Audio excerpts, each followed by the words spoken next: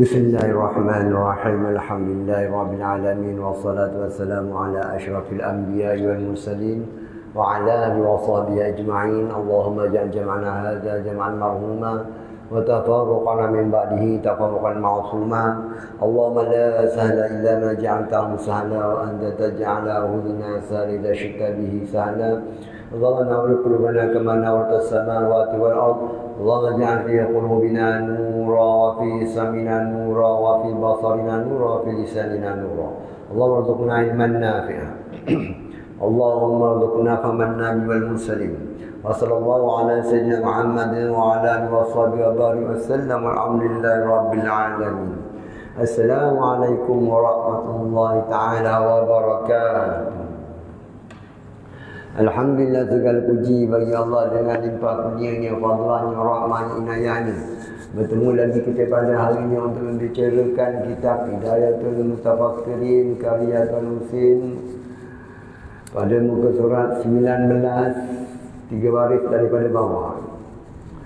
Qala musannifu rahimallahu ta'ala wa nafa'ana bihi wa bi'ulumihi fid darain amin ya rabbal alamin. Lalu berkatalah pengarang, ketahui olehmu bahawasanya barang siapa i'tikad ia dengan barang yang tersebut itu atau berkata ia dengan dia atas jalan bersenda-senda, jadi kafir ia.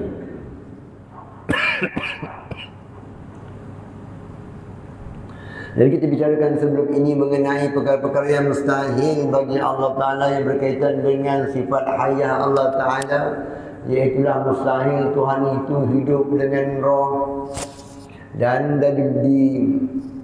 dikaitkan oleh pengarang iaitulah barang siapa ataupun akan menjadi sesat beberapa etikad manusia yang bicarakan mengenai roh. Antaranya kenyataan mereka iaitulah roh itu qadim. Ada di antara mereka mengatakan bahawasanya roh itu juzuk, sebagian daripada juzuk yang qadim. Setengahnya berkata iaitulah roh itu merupakan Tuhan, dan setengah yang lainnya mengatakan bahawasanya roh itu ialah Allah. Seperti berkata ia anallah, akulah Allah. Ini antara kalam-kalam yang kufur. Seandainya yang mengatakan itu dalam keadaan berakal, dalam keadaan sedar, maka jatuhlah akidahnya, terkeluar ia daripada seorang yang beriman yang sejati. Oleh kerana itulah kata pengarang, barang siapa i'tikad ia dengan barang yang tersebut itu, atau berkata walaupun tak i'tikad namun berkata dengan cara bersenda-senda, buat main-main, boleh jatuh kafir dengan ungkapan-ungkapan tersebut. Na'udzubillah min zalik. Berkata Syekh Ibn Hajar dalam kitab Al-I'lam,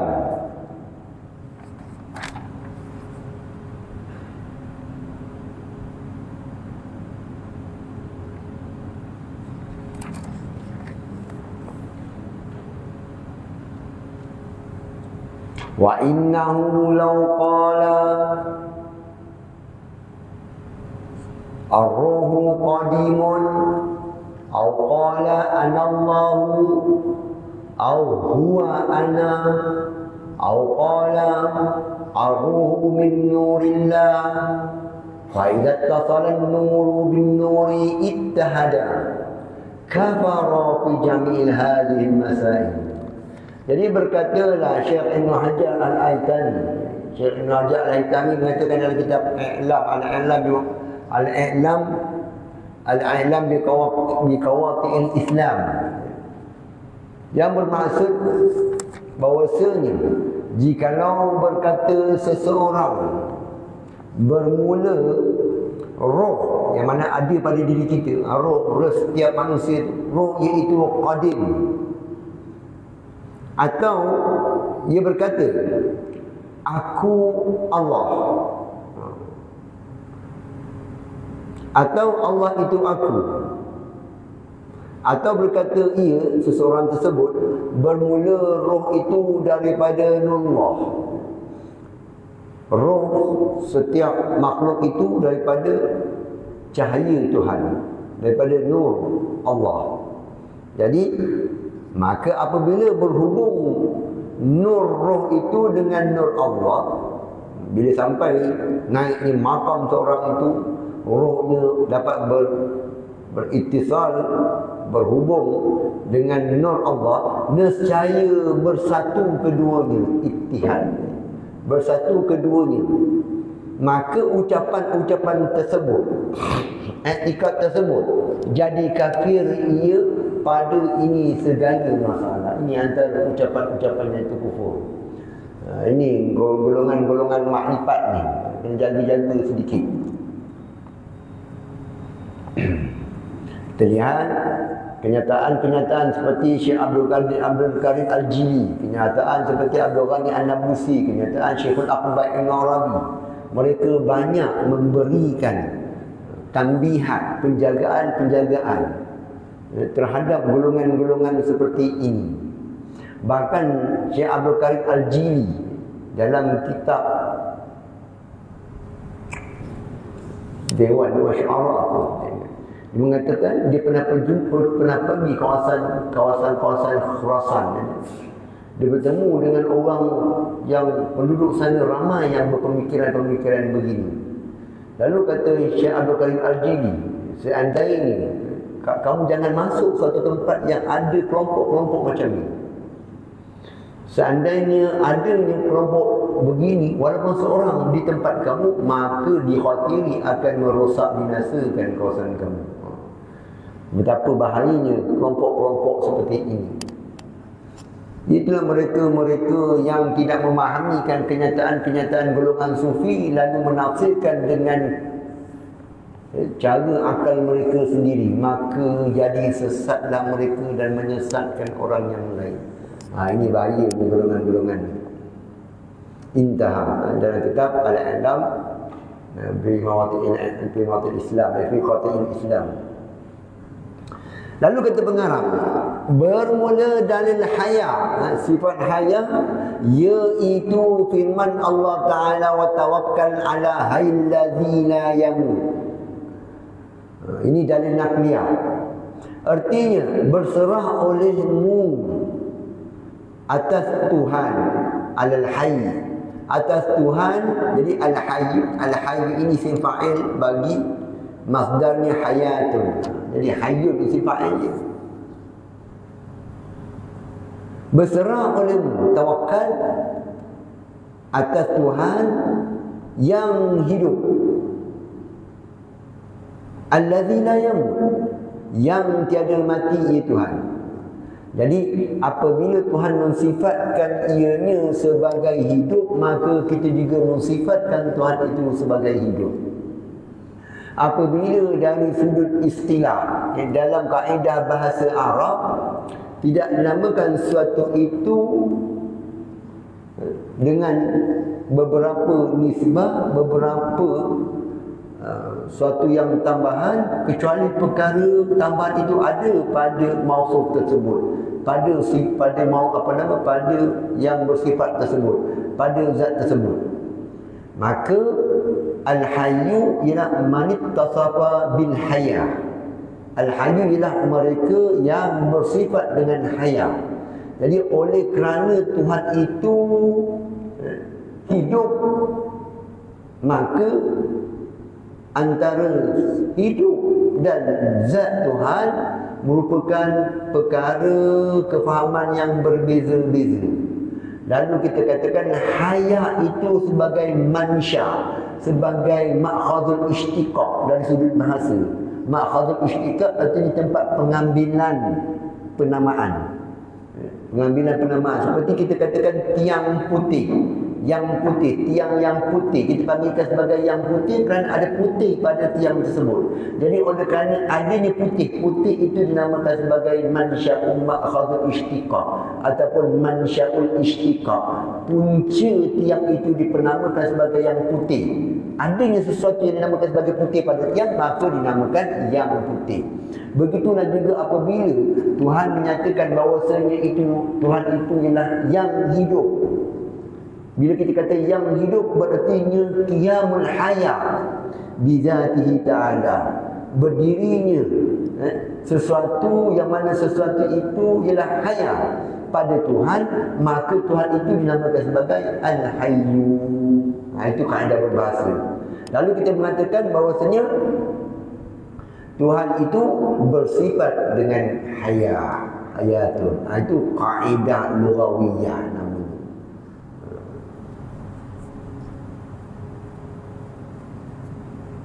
Ini yang tak dapat, yang tidak diambil pakai oleh golongan-golongan Mu'tazilah.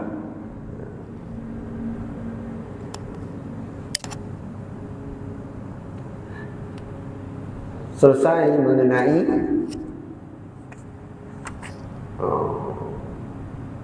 sifat hayat Allah Subhanahu wa taala.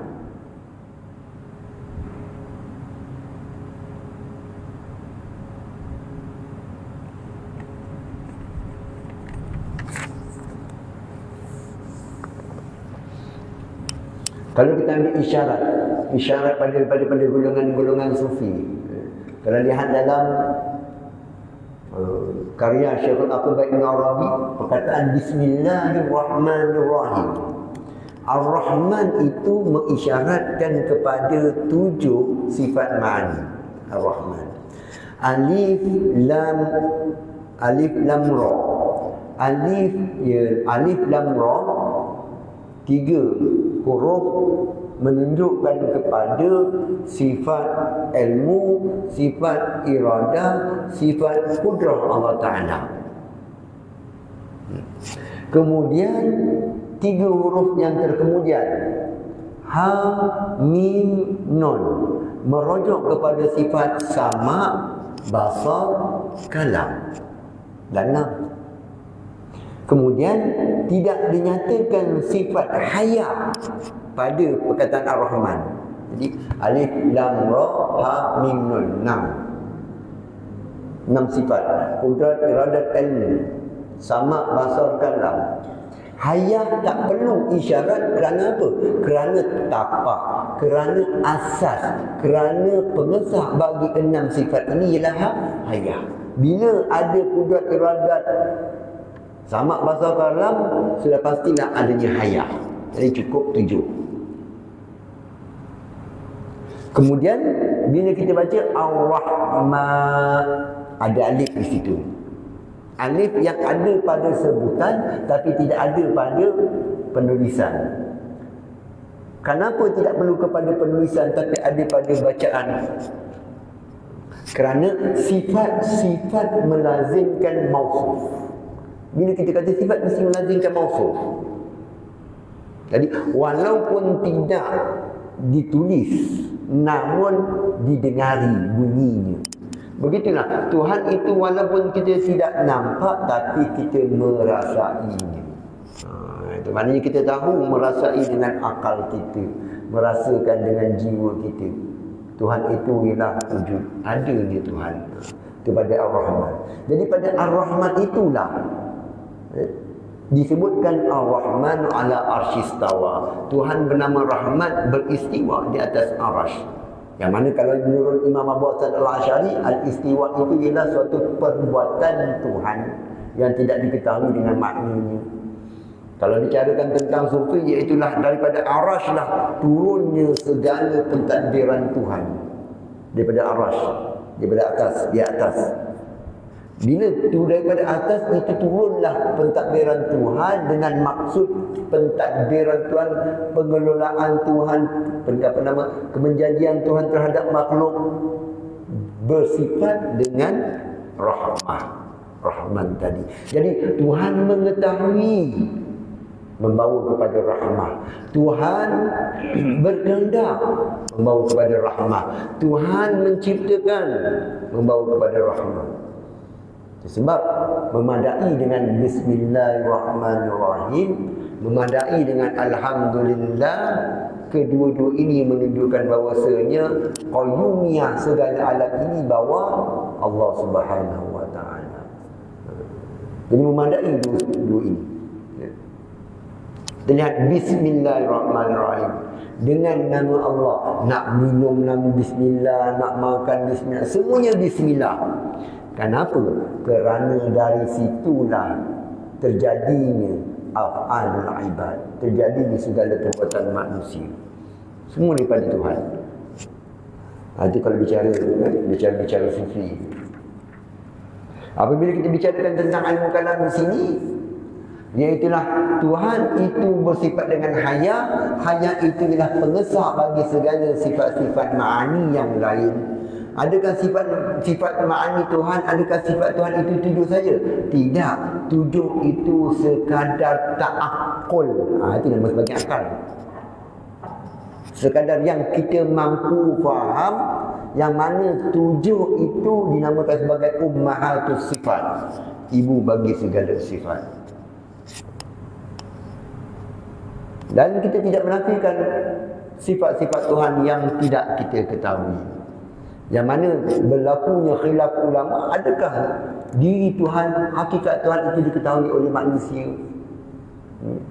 Sebagian daripada ulama ilmu kalam mengatakan tak diketahui. Sebagian daripada mereka mengatakan diketahui. Lalu kata Imam Ghazali, Hujjatul Islam Imam Ghazali mengatakan bahawasanya mereka yang mengatakan kenal Tuhan betul, mereka yang mengatakan tidak kenal Tuhan juga betul. Mereka yang mengatakan kenal Tuhan, iaitulah sekadar kemampuan akal. Mereka yang mengatakan tidak kenal Tuhan, merujuk kepada tidak mengetahuikan hakikat diri Tuhan. Hanya Tuhan itu yang mengenal dirinya.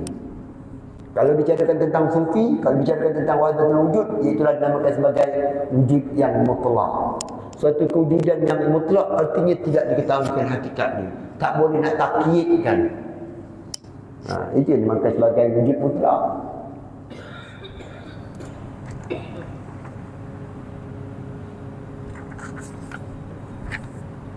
Tanbihun, ini satu penjagaan. Bermula ta'alluq qudrah. Kita bicarakan tentang ta'alluq. Kita dah bincangkan sebelum ini bahawasanya ta'alluq itu ialah amrun iktibari. Sebagian mengatakan bahawasanya ta'alluq itu ialah hal.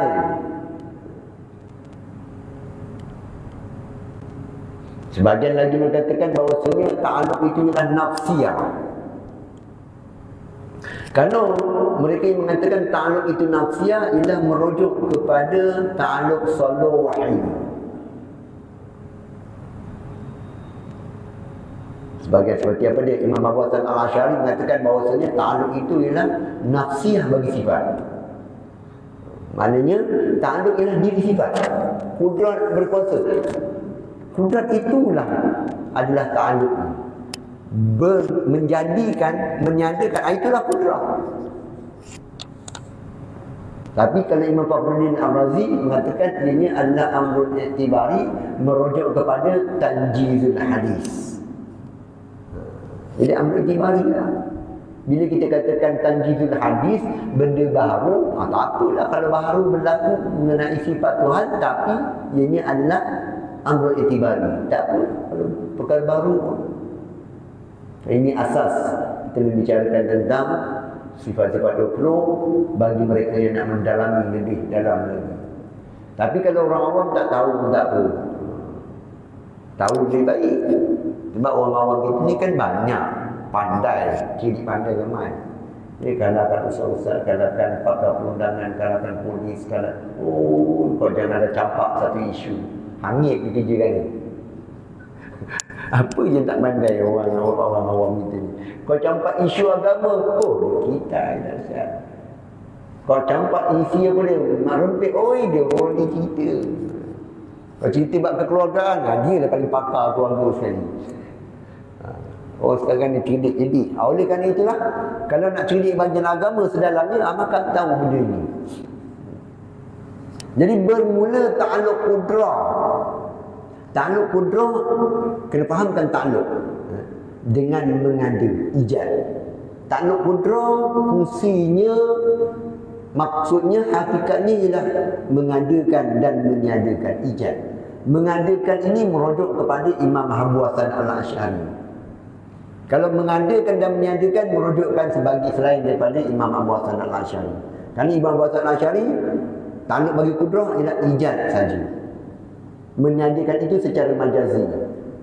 Apa maksud meniadakan menurut Imam Abu Hasan Al-Asy'ari? Iaitulah Tuhan tidak meneruskan, menjadikan sifat bagi makhluk. Bila tak ada sifat bagi makhluk, maka jisim, zat makhluk lenyap. Seperti mana apabila api pelita tu, bila tidak ada minyak, maka api akan padam sendiri. Itu kalau menurut Imam Abu Hasan Al-Asy'ari, Imam Ghazali, yang awal-awal. Tapi kalau kita dalam tarik, kita ambil manhaj susunan Imam Sanusi, maka kita mengatakan mengadakan dan meniadakan. Imam Sanusi. Imam Sanusi pun bukan dia yang create perkara ini, tidak. Dia hanya menyelaraskan. Itu kelebihan Imam Sanusi. Ini bukan pandangan Imam Sanusi saja. Ini kata saya, Qadhi Baklani, pandangan ijad wal idam. Jadi kudrat dengan ta'alluq mengada dan meniadakan, mengijadkan dan juga mengidamkan. Apakah muta'allaq dia? Mungkin. Jadi apa-apa yang bersifat dengan imkan, maka disitulah bawah naungan bagi kudrat, iaitu terhenti pada akal atas ta'alluq iradah. Jadi apabila kudrat itu mengadakan, meniadakan apa-apa yang bersifat dengan imkan, maka imkan itu sebagai pengesah. Bila begitulah keadaannya, perkaitan antara kudrah dan suatu yang mungkin itu ialah mengalihkan daripada tiada kepada ada, daripada ada kepada tiada. Bila fungsi di bahasa mudahnya ialah tu kerja dia. Namun bilakah, berapa banyakkah, apakah dia punya status dia, tempohnya berapa lama, apakah kadarnya, yang dinamakan sebagai 6 yang mutaqabilat tu. Bagaimana nak menentu? Jadi kudrah dia bukan menentukan bila, maka terhentilah, kata pengarang, iaitu terhenti pada akal, dari sudut nisbah akal. Artinya bukan dari sudut taqaddum dan juga ta'akhur, bukan terdahulu terkemudian. Dia macam main kita putarkan mesin start baru dia proses atau tak. Ini dari sudut nak faham. Jadi bila kudrat itu dia terhenti, bila kudrat itu tidak menentukan, maka mesti ada sesuatu yang zaidah, sesuatu yang lain yang berkaitan tentang terciptanya alam, yang ada perkara tersebut, sifat tersebut pada Tuhan. Kata pengarang, terhenti atas ta'alluq iradah. Jadi iradat itulah, kata pengarang, bermula ta'alluq iradah dengan takhsis, dengan menentukan, mentakyinkan, akan mungkin. Barulah Tuhan bukan memilih semua, tapi Tuhan memilih, menentukan satu daripada yang lain, sebahagian daripada yang lain. Tuhan memilihkan ada berbanding tiada. Tuhan memilihkan putih berbanding hijau, putih, coklat, apa semua tu. Itu bezanya pula antara kudrat dan iradat. Kudrat itu semuanya ta'alluq yang tanjizul hadis. Kalau tanjiz hadis. Berbeza dengan iradat. Iradat pula ta'alluqnya pula hanya tanjiz, hanya satu, iaitulah tanjizul qadim, iaitu terhenti. Jadi iradat ini hanya menentukan, tapi dia bukannya meliputi dari sudut data-data. Jadi perlu kepada sesuatu yang zaidah atas zat, sesuatu yang tambahan kefahamannya terhadap kudrat, terhadap irada, yang sesuatu yang ini dia melibatkan data, melibatkan maklumat. Jadi terhenti pada akal atas ta'alluq ilmu. Dengan itu mungkin. Jadi Tuhan mengetahui baru daripada sudutnya Tuhan menghendaki dan Tuhan menjadikan. Jadi kudrat berkaitan dengan terhenti atas irada, irada terhenti atas ilmu. Bermula wujud tiga sifat itu, iaitu terhenti pada akal atas wujud haya. Jadi ketiga-tiga sifat ini pula dia tak akan ada kecuali pengesahnya, syaratnya kalau sebagai makhluk ini ialah haya. Itu pada zat. Bila zat itu hidup, barulah bersifat dengan kudrat, iradat, ilmu. Itulah haya sifatnya. Atau engkau kata bermula ada sekalian makhluk daripada tiadanya dan akasnya, iaitu dalil atas bersifat Allah dengan kudrat. Dan ada makhluk ini atas segala sifat yang tertentu ia daripada yang lain, iaitu atas dalil, iaitulah dalil atas bersifatnya dengan irada. Dan tetap serta teguh ini makhluk, iaitulah dalil atas bersifatnya dengan ilmu. Dan wujud segala sifat yang tiga itu, dan demikian lagi segala sifat kamalannya, itulah dalil atas bersifat Allah Ta'ala dengan haya.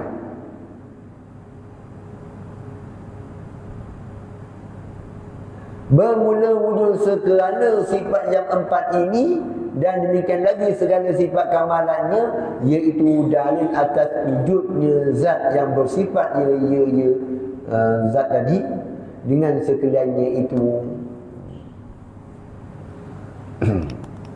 Jadi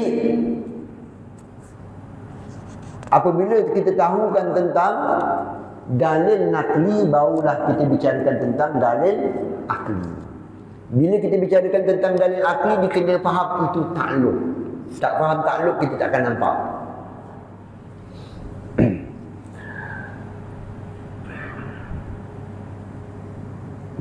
Kita nak menyusun suatu maklumat dan bangsa ghaibiyah, yang jenis ghaibiyah, maka perlu kita letakkan batu pertama, tangga pertama ialah perkara yang paling mudah, perkara yang tak boleh ditolak betul-betul.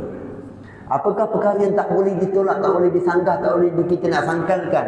Iaitulah apa yang kita lihat. Terlihat keliling kita. Semua orang tak sangkal betul. Memang ada alam ni. Jadi bila adanya alam ini, pada alam ini mempertunjukkan kepada beberapa perkara. Pertamanya, alam ini baru, tu kita kena faham. Alam ini baru. Maksud baru, sebelumnya tiada, barulah dia ada. Itu.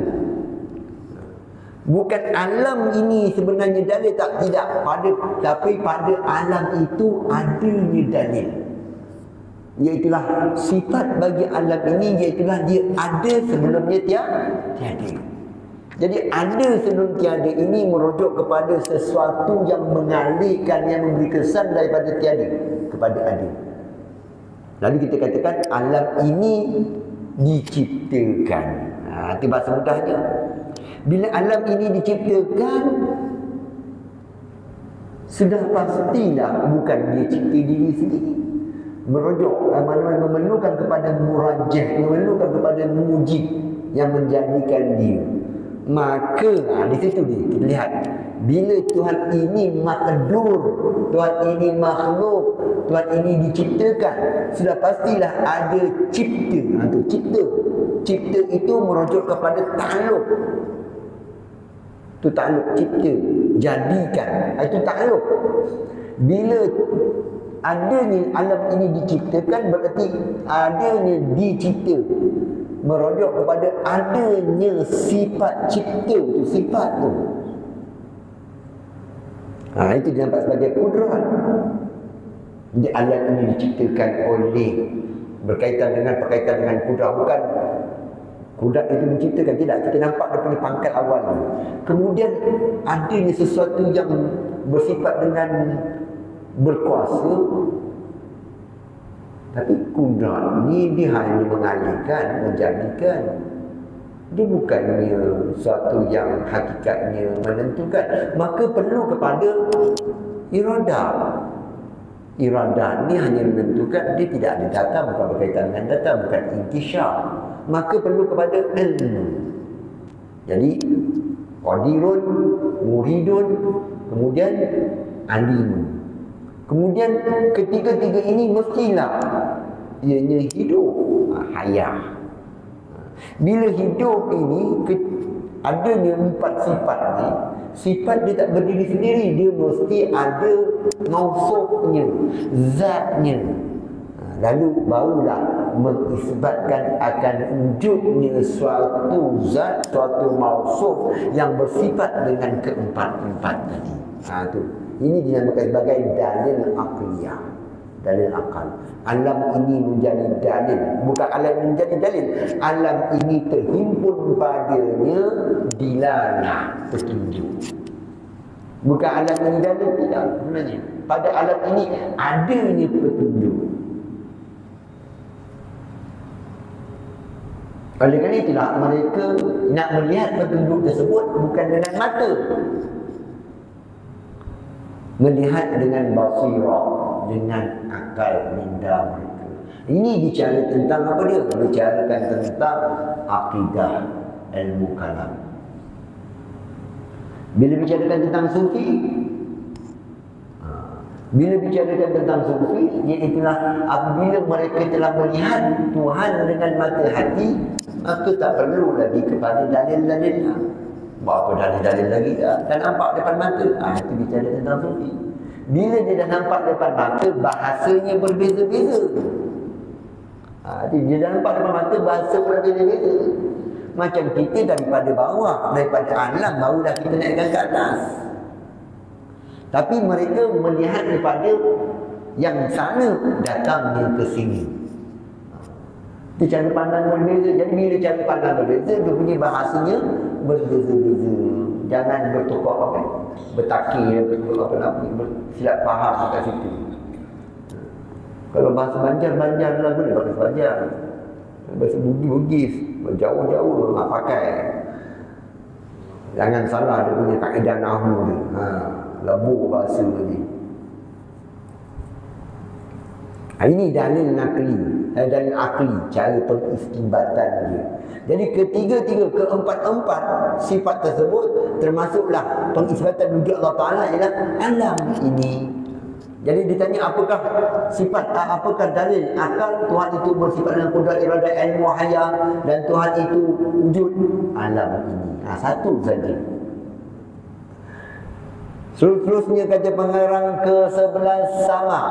Jadi ke-11 daripada 20 sifat yang wajib bagi Allah Ta'ala, yang wajib ke atas setiap mukallaf mengetahuinya, iaitulah sama. Ertinya mendengar ataupun pendengarnya Allah Ta'ala.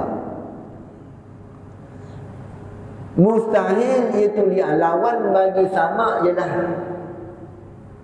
tuli. Lawan bagi mendengar ataupun mendengar ialah tuli, pekak. Sebenarnya tidak pekak, tuli pekak. Dan bukan sekadar tuli saja, dan barang yang pada maknanya, iaitulah apa-apa yang menunjukkan ciri yang tak layak, ciri kekurangan bagi sama Allah Ta'ala, maka itu adalah perkara yang mustahil. Yang dimaksud dengan barang yang pada maknanya, itulah apa-apa yang tidak layak, apa-apa makna yang naqisah, yang nawaqis, namun naqais, makna-makna yang kekurangan, maka ini tak layak bagi Allah Subhanahu Wa Taala. Itu yang dimaksudkan dengan barang yang pada maknanya. Jadi tuli, apakah tak berapa dengar tapi tak berapa dengar lambat, dengar tak berapa jelas kalau jauh, ataupun dengar dengan telinga, dengar pakai gendang. Itu semuanya ada perkara-perkara yang mustahil bagi Allah Ta'ala. Dengar dari arah, dengar kepada arah, itu termasuk yang mustahil, lawanan bagi sana. Iaitu mendengar dengan telinga, atau disyarat pada yang didengar itu ada suara lagi hampir. Jadi Tuhan mendengar bukannya adanya suara. Oh, kalau ikut macam tu lambatnya. Kau punya cakap kalau ikut geng-geng ni semua kata Tuhan itu atas langit sana. Kalau Tuhan itu dengar tapi ada jarak dia, oh letih. Kalau dengan suara itu kuasa cahaya tak apa, nampak dah itu pun berapa ribu tahun tak nampak bintang ni cahaya. Kalau nuklear tu kalau kilat kan, nampak cahaya dulu baru suara sampai. Kalau jarak dan Tuhan ada di jarak apa semua tu, wah letih nak sampai suara orang. Kalau dah hancur dulu barulah dengar Tuhan. Ini semua perkara yang mustahil bagi Allah SWT.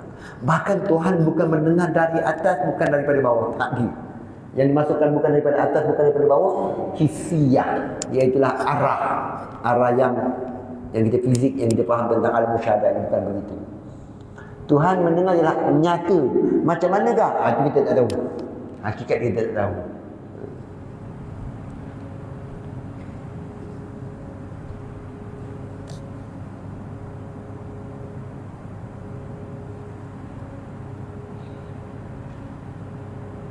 Lagi hampir atau tiada hingar bangar bising. Dalam mulut sampai jerit, guru-guru jerit anak murid. Ya, ustaz nak tasnik ni tak dengar. Jadi kita nak dengar yang ni, yang lain mesti tak dengar lah. Sebab bila pergi orang kahwin, semua jadi pasoon. Pasoon kalau lah suka tengok pasoon tu. Cerita pasoon. Apa dia? Kawan cakap betul tak dengar. Apa dia? Semua jadi pasoon dah. Dah salah faham. Jangan.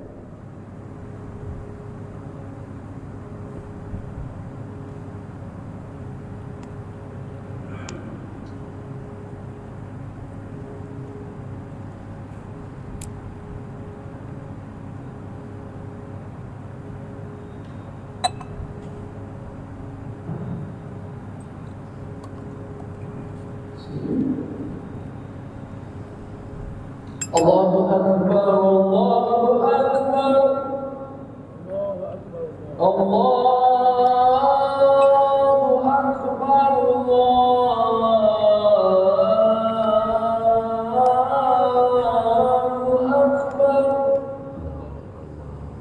Asyhadu an la ilaha illallah. Asyhadu an la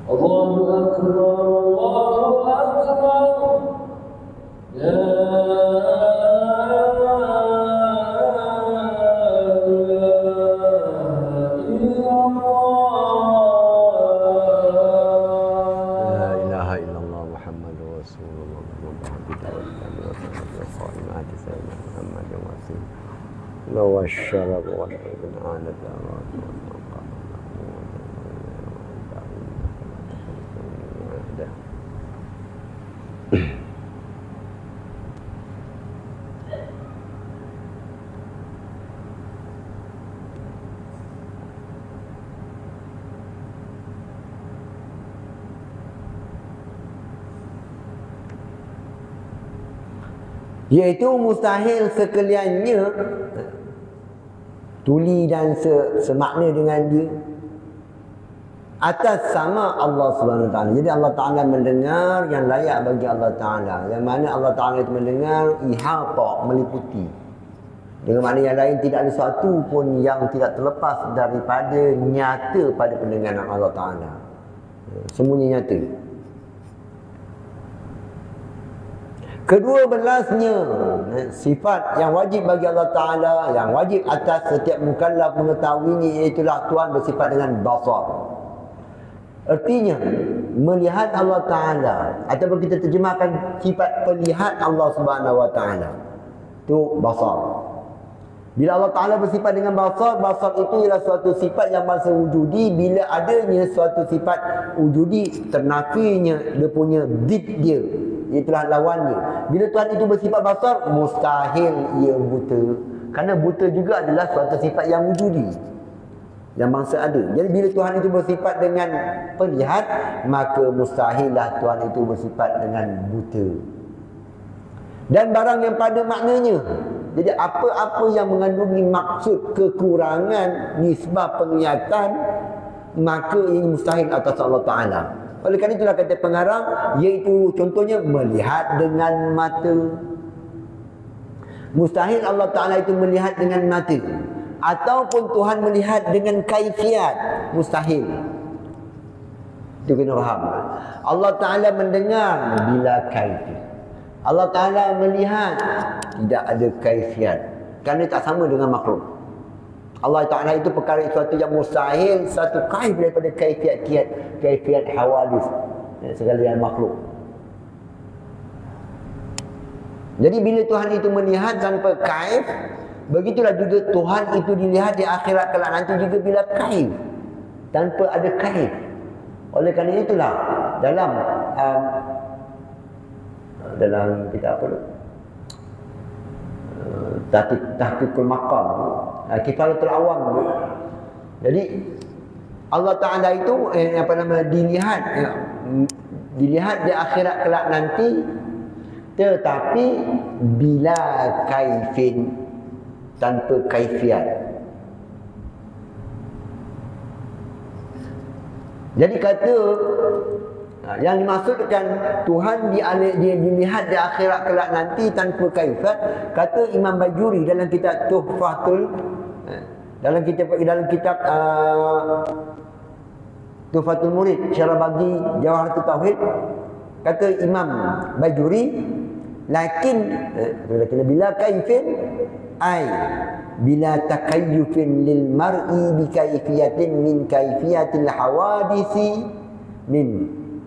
Dia kata yang maksudkan tetapi tanpa kaifiat, iaitulah tanpa membagaimanakan, tanpa dikaifiatkan, lil mar'i, bagi yang dilihat, itulah zat Allah Ta'ala. Tidak dikaifiatkan apa yang dilihat, itulah zat Allah Ta'ala, dengan kaifiat daripada apa jua kaifiat yang baharu. Contohnya seperti muqabalah, seperti berhadapan dan berjihad, berarah, lagi watahayyuz, dan mengambil ruang dan selain daripadanya. Ini yang dimaksudkan orang mukmin melihat akan Allah Ta'ala di akhirat kelak nanti dengan mata, bil absar, dengan mata, bila kaifin. Kita melihat Allah Ta'ala di akhirat kelak nanti dengan mata kepala, tanpa kaifiat. Yang dimaksudkan dengan tanpa kaifiat, iaitulah Tuhan itu tidak berkaifiat. Bukan bererti bila kaifin, bukan bererti tidak diketahui akan kaifiat apa yang Allah Ta'ala ciptakan penglihatan kita nanti di akhirat kelak. Bukan begitu. Bukan bila kaifin ay kaifiatin majhulin, bukan begitu. Tapi yang dimaksudkan dengan bila kaifin ay kaif ghair ma'qulin, suatu kaifiat yang mustahil bagi Allah Subhanahu Wa Taala. Akal kita tak terima Tuhan itu berkaifiat. Itu yang dimasukkan Imam Baijuri. Bukan yang dimasukkan dengan bila kaifin, ketika kita tidak tahu apa kaifiat yang Allah Ta'ala ciptakan penglihatan kita nanti. Bukan begitu. Jadi ada sebahagian daripada ilmuwan asatizah yang menafsirkan kenyataan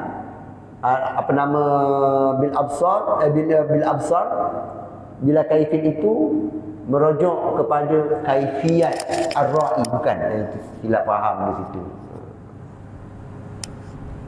Ini pun sebab ada orang tanya saya, kalau tak saya tak sentuh juga. Nak sentuh orang punya putih. Kata pengarang lagi.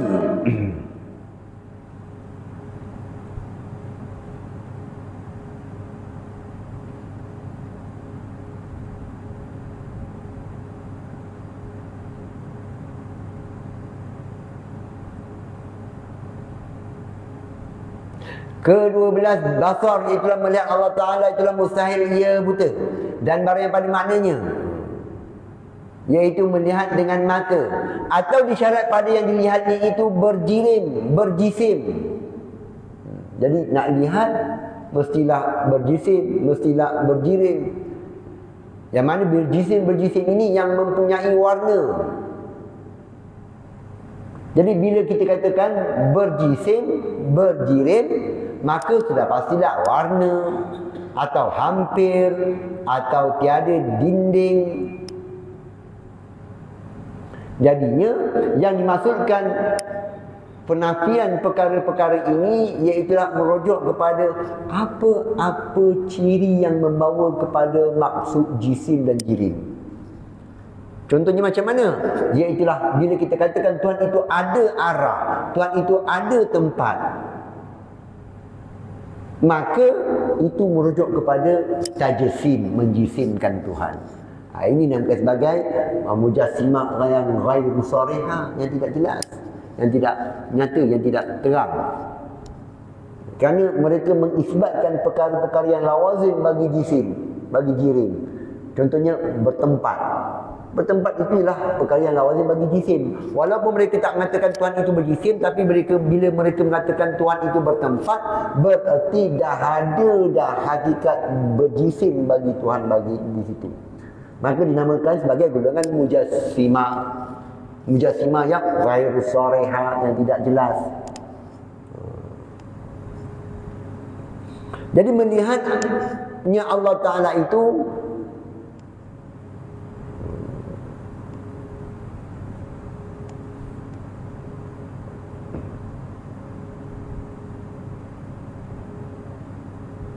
kata pengarang sini, maka sekaliannya itu mustahil atas basar Allah Subhanahu Wa Taala. Nah, ini semua adalah penglihatan-penglihatan yang bangsa hawadis, bangsa makhluk.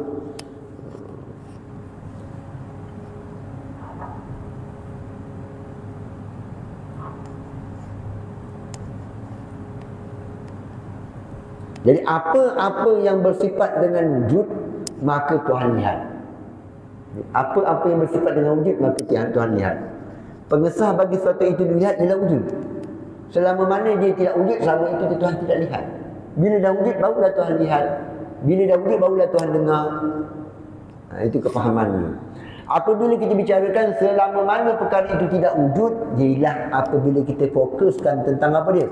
Kita fokuskan tentang tanjizul hadis yang melibatkan wujud fil kharij, yang fil a'yan ini, pada alam buana ini, pada alam yang sekarang ini, pada ain diri, perkara yang dilihat tadi, perkara yang didengar tadi.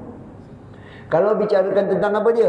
Bicarakan tentang a'yan sabitah, sebagaimana yang dibicarakan oleh golongan-golongan sufi. Golongan sufi mengatakan bahawasanya Allah Ta'ala mendengar, Allah Ta'ala melihat, bukan hanya sekarang saja, bahkan sejak azali lagi Tuhan telah melihat kita. Yang dimaksud dengan melihat kita itu ialah melihat kepada a'yan sabitah. Itu pandangan mereka, pandangan golongan-golongan sufi. Kenapa?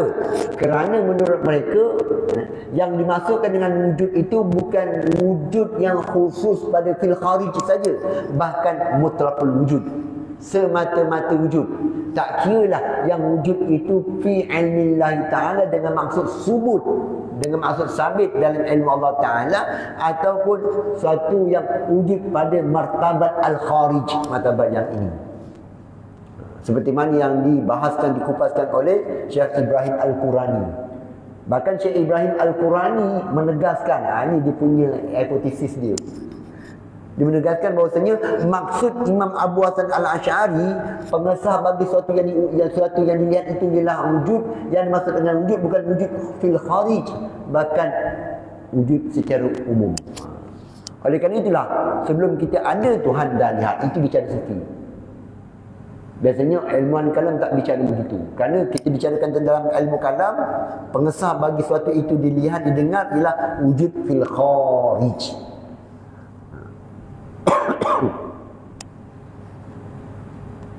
Namun dalam ilmu kalam juga ada ilmuwan-ilmuwan yang berpandangan seperti itu, seperti golongan sufi.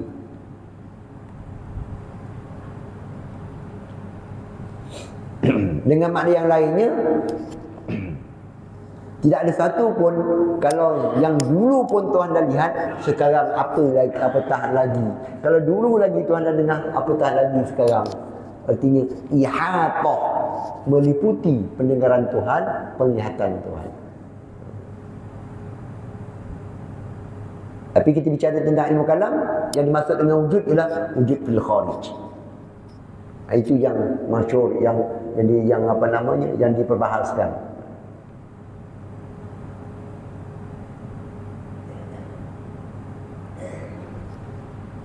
Bermula makna sama' dan basar Allah Ta'ala, iaitu yang tadi dia terjemahkan tadi. Yang ni dia nak berikan definisi yang rasam, dia berikan takrifan yang bangsa sekadar kita faham. Sama' dan basar Allah Ta'ala, kata pengarang, iaitu dua sifat yang maujud keduanya. Dia sifat yang wujudiyah, sama' dan basar. Dia bukannya perkara yang bangsa amrun iktibari, tidak. Dia benar-benar wujud. Seandainya diberikan, dibukakan hijab, Tuhan, seandainya Tuhan nak memperlihatkan kita akan kedua sifat tersebut, kita dapat lihat. Ini bicara ni. Kalau dia bicara tentang seandainya Tuhan nak bukakan hijab. Tapi bagaimana kita melihat Allah Subhanahu Wa Taala di akhirat kelak nanti? Tak tahu. Melihat zat. Adakah kita melihat zat Allah Ta'ala itu dengan maksud kita tahu zat Tuhan? Tak. Kita tak akan tahu hakikat Tuhan. Walaupun kita melihat zat, dia melihat zat, tapi sekadar yang kesediaan kita menerima. Kalau sekarang tengok, kemudian tengok lagi, sentiasa tidak ada penghujung pengetahuan kita terhadap zat Allah Ta'ala. Tak ada penghujung. Itu yang dimaksudkan kita tak boleh meliputi, mengetahui akan hakikat zat Tuhan, diri Tuhan. Jadi kalau kita bicara begitu, maka kita tidak menyalahkan pemikiran wahdatul wujud, yang mana wahdatul wujud mengatakan wujud mutlak. Bahkan mutlak yang tidak diitlakkan, yang tak boleh diitlakkan. Dengan maknanya hakikat diri Tuhan itu kita tak akan lihat. Yang kita lihat ialah sekadar istiqdad, kesediaan kita yang lemah, bahasa lemah ni.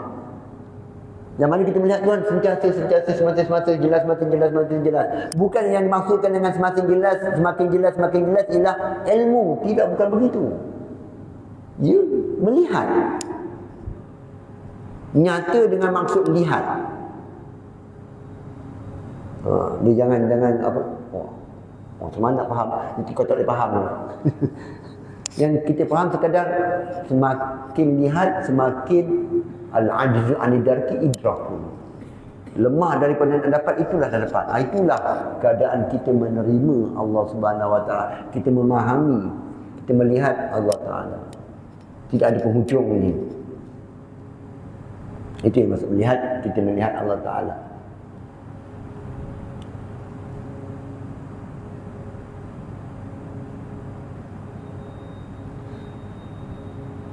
Yang mawjud keduanya sama ada basar, yang berdiri. Ini qaim. Qaim dengan maksud muttasifun, menjadi sifat, bukan muttasifun, menjadi sifat, na'tun. Keduanya dengan zat. Jadi zat itu yang mausuf. Yang ta'alluq keduanya sama dan basar ini berta'alluq fungsinya, perkaitan dia dengan mendengar dan melihat.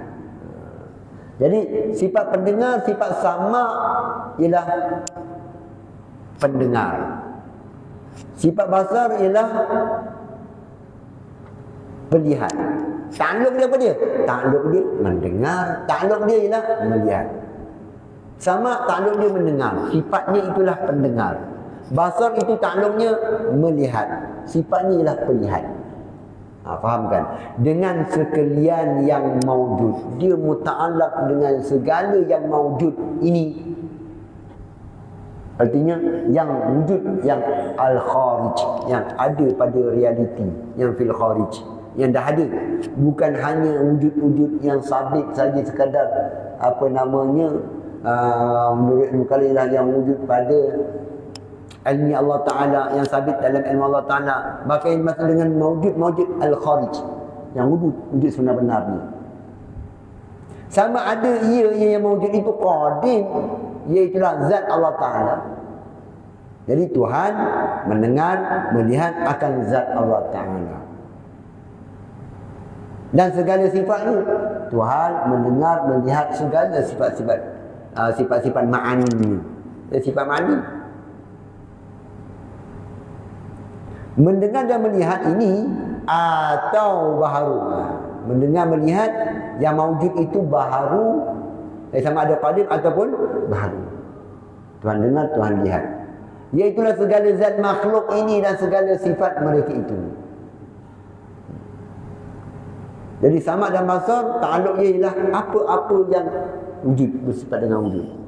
Jadi sama ada qadim ataupun yang baharu. Selama mana ia bersifat dengan wujud itu di situ ialah khariji, maka Tuhan melihat, Tuhan mendengar. Kalaulah yang didengari itu, yang dilihat itu qadim, maka sejak azali lagi Tuhan telah melihat, sejak azali lagi Tuhan mendengar. Kalau yang dilihat itu, yang didengar itu baru lagi, maka baru lagi mendengar, baru lagi Tuhan melihat. Itu beza antara tanjizul qadim dengan tanjizul hadis. Tengok muta'allaq dia pun, muta'allaq bi dia. Kalau muta'allaq bi dia qadim, maka ta'alluq tanjizul qadim. Kalau muta'allaq bi dia lah baharu, maka tanjizul hadis.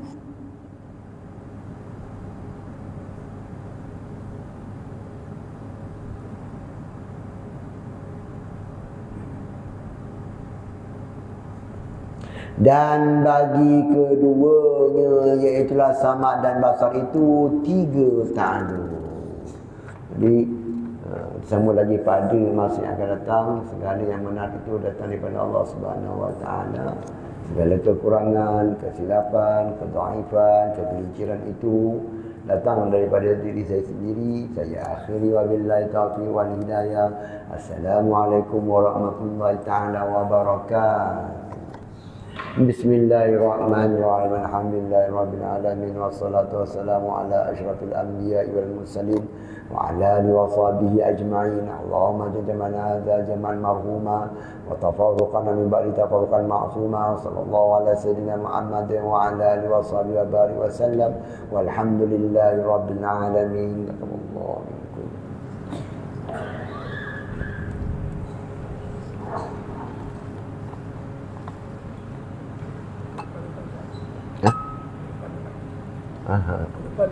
InsyaAllah. Ini umrah. Tahniah.